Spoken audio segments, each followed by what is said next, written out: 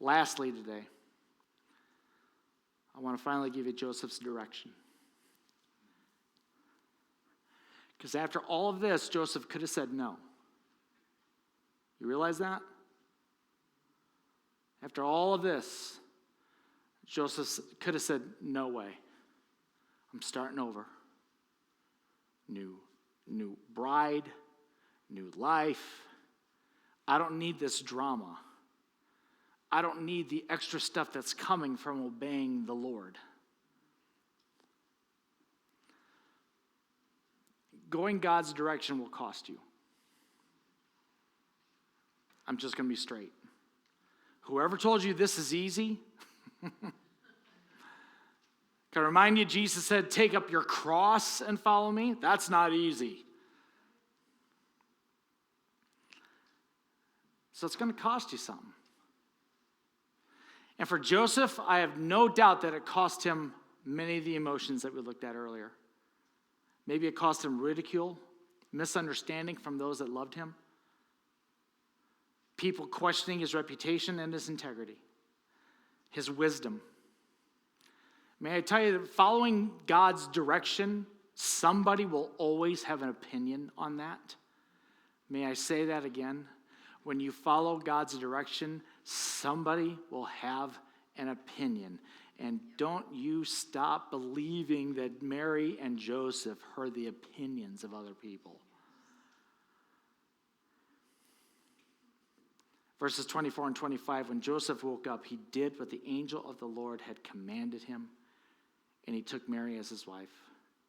But he did not consummate their marriage until she gave birth to a son, and he gave him the name Jesus. He did everything that he was told to do. You know what that word is? Obedience. This is the takeaway from this message. You might be in a what in the world is going on moment in your life right now. And those are not fun. Those are difficult to navigate. But the common denominator of everybody who's ever gone through that and come out victorious is this word on the screen: obedience. I will obey God no matter what. I'll obey God no matter how difficult it seems. I'll obey God no matter how inadequate I feel. I will obey God no matter what other people think. Some people might say, you know what, you're too old to do this.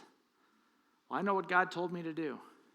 Some people might say, you're not qualified to do what God's directed you to do. And you know what? You're not. But with Jesus Christ, you are. God doesn't call qualified people. He qualifies called people. He will give you what you need, everything you need to fulfill the calling that God's placed on you. No matter what the opinions. I remember when I told my mom I was going to go in the ministry. She was not happy. She wanted me to be an attorney. A little Law and Order. Doom, doom.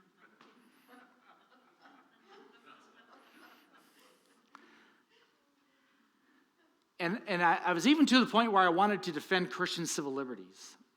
Something similar to what like a Jay Sekulow might be doing. Not that I would have gotten to that level. So it's not like my ambition in life was to sell crack. Okay?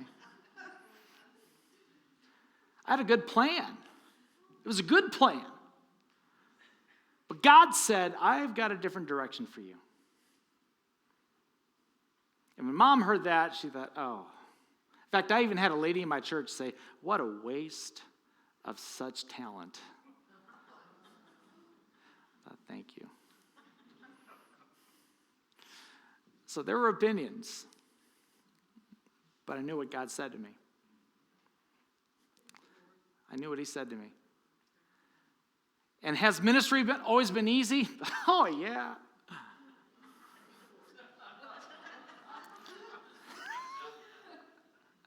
No.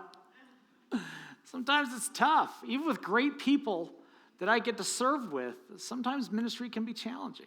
It can be difficult. But I know what God's called me to do. Some would say, well, you're hanging around too long. You're too old. You need to think about doing something else. You need to be an evangelist. I don't have a white suit, so I can't be an evangelist. And so, that was terrible. But I know what God's called me to do. I've been able to say no to some things because I know what God's called me to do. I've been able to decline what some people would think is a promotion, whatever that means, because I know what God's called me to do. You see, it's easy to do that when you know what God's direction is for your life, even if other people disagree. So Joseph, hear me today. Maybe God has just totally upended your world because he has a greater purpose for you in your life. Don't run from that. Obey.